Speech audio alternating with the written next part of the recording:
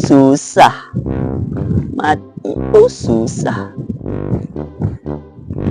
Haish.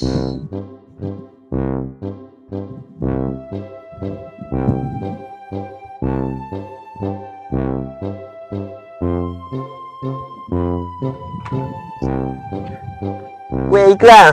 Oi, mana? Sihat? Sihat. Weh Ikram, mu tahu tak semalam aku masuk live ni, live perempuan ni. Hidup bakal duduk apa semua. Aku kecam rabuk raya. Aku kan boleh hidup masuk syurga lah, hidup masuk neraka lah, ibu mak je masuk neraka. Mu ni macam tak ada perasaan je aku cerita benda ni. Budak celeng Habis dah mu cakap hak mu ini tadi tu memanglah benda dia buat tu salah. Tapi mu tak berhak tak kata gitu dia. Dah lelah pula tu. Ramai orang tengok.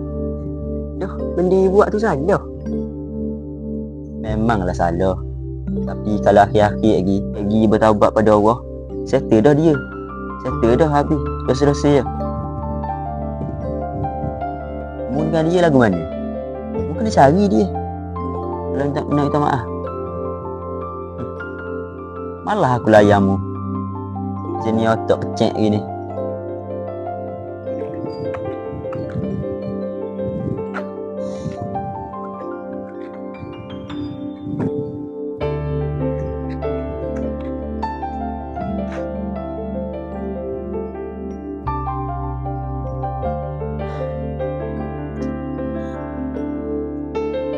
Kok benda kabut ni.